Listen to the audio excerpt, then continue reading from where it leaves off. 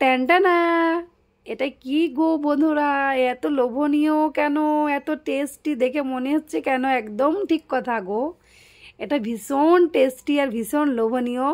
ছোট বড় সবাই পছন্দ করে, আর অনেক বন্ধুরা বুঝতে পেরে গেছে এটা কি, তাই না? গুড মর্নিং বন্ধুরা, welcome back to my channel. আমি Neha, Neha food short blog video চ্যানেলে তোমাদের সবাইকে অনেক অনেক ভালোবাসা আর স্বাগত। তারপর বন্ধুরা এই দেখো, আমি কাজ কাম সেরে নিয়ে একদম সোজা কিচেনে চলে এসেছি। আর মেয়েদের কাজ কি বলো, কাজ কাম করো কিচেনে থাকো। আর আমাকে সত্যি কথা বলতে রান্না করতে ভীষণ পছন্দ লাগে, ভালো লাগে, তাই তো তোমাদের সঙ্গে আমি শেয়ার করি। আর তোমরা সুন্দর সুন্দর কমেন্ট করো, তাতে আমি ভীষণ খুশি হই। আর তা কে কোথা থেকে দেখছো প্লিজ কমেন্টে লিখবে। যারা নতুন বন্ধু প্লিজ চ্যানেলটা সাবস্ক্রাইব করে পাশে থাকবে, বেল ঘন্টিটা প্রেস করে দেবে, যাতে আমার নতুন নতুন ভিডিও তোমরা সর্বপ্রথম দেখতে পেয়ে যাও। আর যারা আমার ভিডিওটা ডেইলি দেখো তাদেরকে অসংখ্য ধন্যবাদ, thank you so much. Please বন্ধুরা তোমরা তো লাইক করো, আর যারা লাইক করো না প্লিজ একটা করে লাইক করে দিও। আর এই দেখো, আমি এটা ক্যারামেল চা করছি, ক্যারামেল টি। তাই চিনিটাকে আগে ক্যারামেল মানে গলিয়ে নিয়েছি, তারপরে এই দেখো চা পাতা দিয়ে ভালোভাবে কষিয়ে নিচ্ছি। এই দেখো এইভাবে কষিয়ে নিচ্ছি, ভয়ের কোনো মানে নেই যে কীভাবে লেগে যাচ্ছে, কোন লাগবে না। দুধ দিয়ে দিলাম, দুধটা দিয়ে দিলে না চিনি আর চাটা যেগুলো লেগে গেছে সব গলে যাবে, বিশ্বাস রাখতে পারো, কোনো অসুবিধা নেই। আর চাটা ভীষণ ভালো হয়, খেতে খুব ভালো লাগে। আর এই চাটা আজকে আমার ছেলে বাবু খাবে, বাবুর আজকে ডিমান্ড যে চা খাবো। আর যে একটা মানে রেসিপি শেয়ার করছি ওটাও বাবুর ডিমান্ড। আজকে রবিবার, আজ ছুটির দিন, তাই ছেলে যা বলবে তাই শুনতে হবে, তাই না বন্ধুরা? আর সত্যি কথা বলতে আজকে আমার দুধ দিয়ে চা খেতে একদম ইচ্ছে নেই। আজকে আমি লাল চা খাবো, মানে লিকার চা। তাই আজকে দুই ধরনের চা বানিয়েছি। এই দেখো, এটা বাবু খাবে এই চাটা, আর আমি মানে লিকার চা, লাল চাটা খাবো। আজকে আমার শরীরটা ভালো নেই, তাই আমি আজকে দুধ চা খাচ্ছি না। তোমরা তো শুনলে যে কদিন আগে আবার একটু শরীর খারাপ হয়েছিল, তাই ভাবছি আজকে মানে এখন কিছুদিন খাওয়া বন্ধ করে রাখবো। তাই এটা বাবু খাবে, আর এই দেখো এটা হচ্ছে আমার প্লেট। একদম লিকার দিয়ে চা করে নিয়েছি খুব সুন্দরভাবে, আদা দিয়ে, লবণ দিয়ে। আর এই বিস্কুট দুটো মাখন, মানে মাখন দিয়ে ভাজা বিস্কুট দুটো, এই দুটো আমি খাবো, ওটা বাবু খাবে। এই দেখো মায়ের আর ছেলের চা একদম দুই রকমের দিয়ে তৈরি। মানে চলো এবার আমরা খেয়ে নেবো, তারপর তোমাদের সঙ্গে আবার ফিরে আসছি।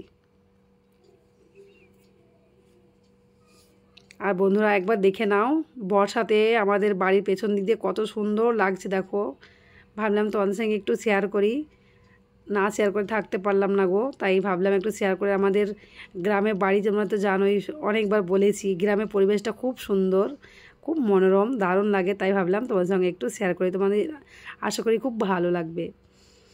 তারপর আমরা এবার যাব মেন, মানে যে ওটা কি বানিয়েছিলাম রেসিপিটা মনে হচ্ছিল বন্ধুরা, তোমাদের অনেক বন্ধুরা হয়তো বুঝতে পেরে গেছে। চলো এই দেখো, এখানে নিয়ে চলে এসেছি। এখানে 400 গ্রাম মতো চিকেন আছে, 500 গ্রাম মতো চিকেন নিয়েছিলাম, কিন্তু হাড়গুলো বেশ মানে বাদ দিয়েছি, শুধু মাংস বেশি নিয়েছি।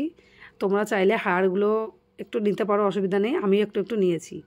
আর আজকে বানাবো আমি চিলি চিকেন, তাই সিমলা মরিচে এত চিকেনটা দেখে নিলে। আর এই দেখো এইখানে একটা স্পাইসি মশলা বানাবো। এখানে আছে মৌরি, 5-6টা এলাচ, লং আর দারচিনি, এটাকে ভেজে পিষে নেব।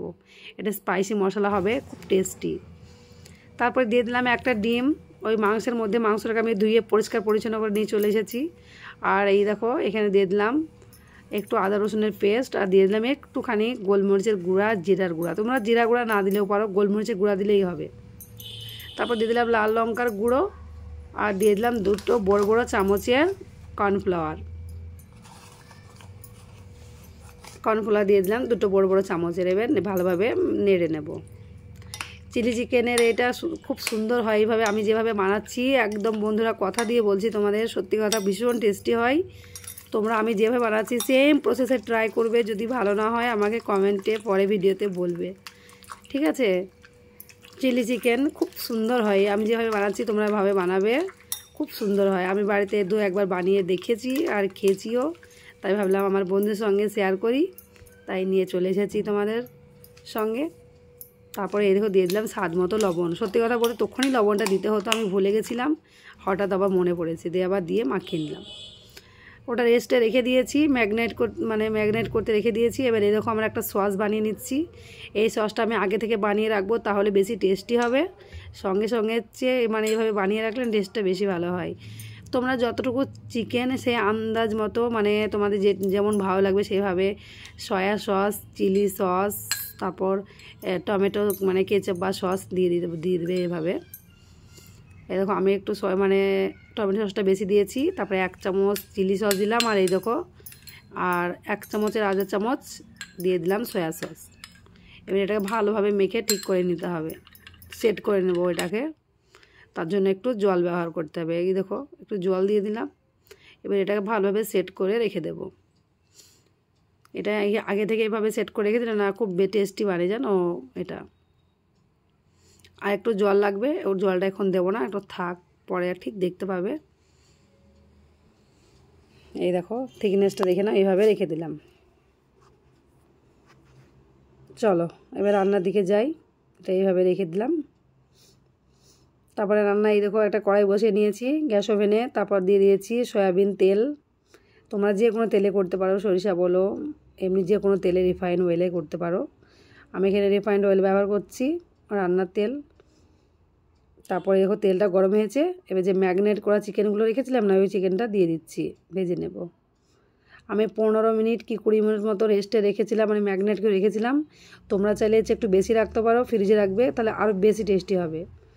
তাই দেখো এইভাবে এগুলোকে ভেজে নেব। এই দেখো মাংসগুলোকে সুন্দরভাবে লাল লাল করে ভেজে নেব।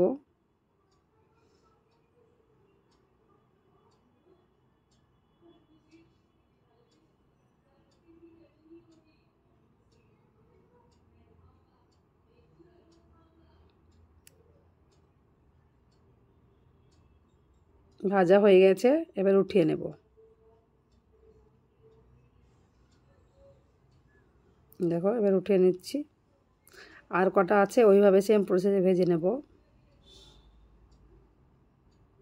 আমি তো এইভাবে যে মাংস ভেজে রেখেছিলাম এইভাবেই 2-1টা খেয়ে নিয়েছিলাম। সত্যি কথা বলতে খুব ভালো লাগছিলো খেতে। এই দেখো ভেজে রেখে দিলাম। চলো এবার সবজিগুলো কেটে নিই। কী কী লাগছে দেখো, একটা শিমলা মির্চ নিয়েছি। অনেক বন্ধুরাই জানে, আবার অনেক বন্ধুরা জানো না, তাদের অবশ্যই কাজে লাগবে, তারা দেখে শিখে নিতে পারো। আর বন্ধুরা প্লিজ প্লিজ প্লিজ কেউ ভিডিওটা স্কিপ করো না। আর আমি কেমনভাবে রান্না করছি তোমরা প্লিজ ভালো লাগলে লাইক কমেন্ট শেয়ার করবে। আর এই দেখো শিমলা মির্চিটাকে এইভাবে কেটে নেব। দেখো আমি কীভাবে সাইজ কীভাবে কাটছি শিমলা মির্চটা। এই দেখো এইভাবে রেখে দেবো, দাঁড়াও। এই দেখো একটুকুভাবে রাখবো, এইটুকু এইটুকু ছোটো ছোটো পিস। কাটারও নিয়ম আছে, এইভাবে রান্না করলে একটু কাটারা এইভাবে কাটলে একটু দেখতে বেশি ভালো লাগে। ছোটো ছোটো করলে না গলে যায়, তাই এই দেখো এইভাবে কাটবে। এই দেখো।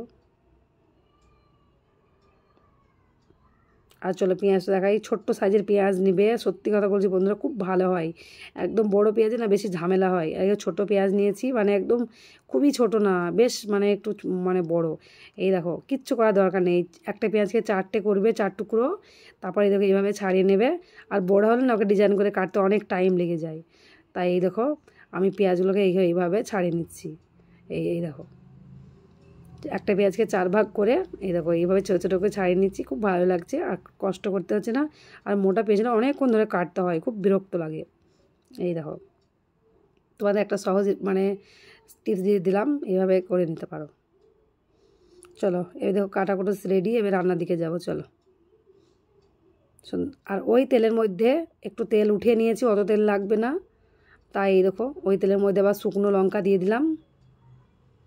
শুকনো লঙ্কাটা একটু ভাজা ভাজা হয়ে গেলে এই দেখো দিয়ে দিচ্ছি রসুন কুচি।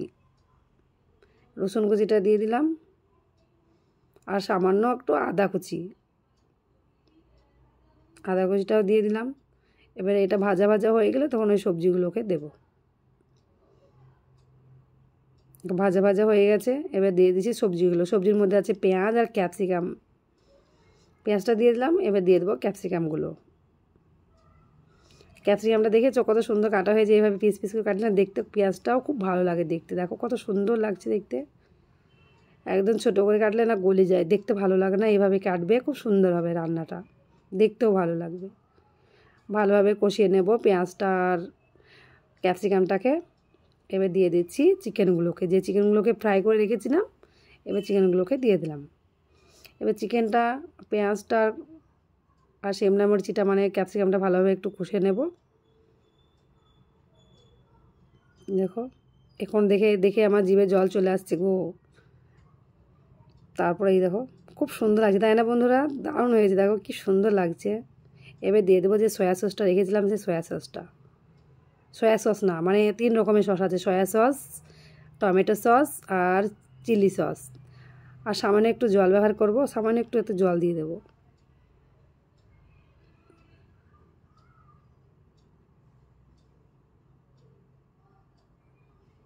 আর এই দেখো চিনি দিয়ে দিলাম আর লবণটা একবার দিয়েছি, স্বাদ অনুসারে একটু লবণ দিলেই হবে। লবণটা একটুখানি দিয়েছি কারণ একবার তো আমরা চিকেনে দিয়েছি না লবণ। আর এই দেখো যে স্পাইসি মশলাটা ভেজে রেখেছিলাম, বললাম না যে মৌরি, ওটা দিয়ে দিলাম। মৌরি ছিল, এলাচ ছিল, লং ছিল, তারপরে দারচিনি ছিল, ওগুলো ওটা দিয়ে দিলাম। এবার সামান্য আর একটু জল দিয়ে দেব,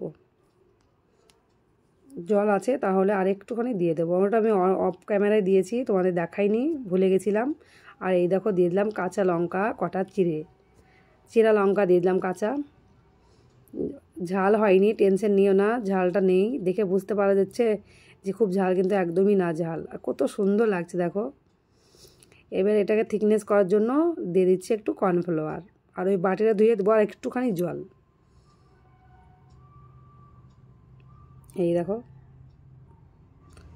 বাটিটা ধুয়ে একটুখানি জল দিয়ে দিয়েছি, আর এই দেখো কত সুন্দর হয়েছে দেখো। আর এই দেখো রেডি আমার, চলো এবার সার্ভ করি। আর এই লঙ্কাগুলোকে আমি সার্ভ মানে দেখতে যেতে ভালো লাগে তার জন্য ওপর দিয়েছিলাম, তাও ঝাল নেই, টেনশন নেই। আর কেমন হয়েছে লুকটা দেখো, ওয়াও, একদম ডেলিশিয়াস লুক, দারুণ টেস্টি হয়েছে। আমি তো খাওয়ার পরে তো ভয়েসটা দিচ্ছি, তাই না বন্ধুরা? ফ্রায়েড রাইসের সঙ্গে এটা তোমরা খেতে পারো, বা রুটি, পরোটা, তোমরা সবের সঙ্গে খেতে পারো, যার সঙ্গে তোমাদের ভালো লাগবে। কিন্তু ফ্রায়েড রাইস আর কী বলবো, পুরি, পরোটা ওর সঙ্গে বেশি ভালো লাগে। এই দেখো আজকের মতো আসি, টাটা, সবাই ভালো থেকো, সুস্থ থেকো। আর তোমাদের রেসিপিটা কেমন হয়েছে প্লিজ কমেন্টে বলবে। ভিডিওর মাধ্যমে যদি কোনো কথাবার্তা ভুল হয় তোমরা ক্ষমা করে দিও বন্ধুরা, সরি। আর সমস্ত বন্ধুরা আমার অনেক ভালোবাসা, বাই বাই।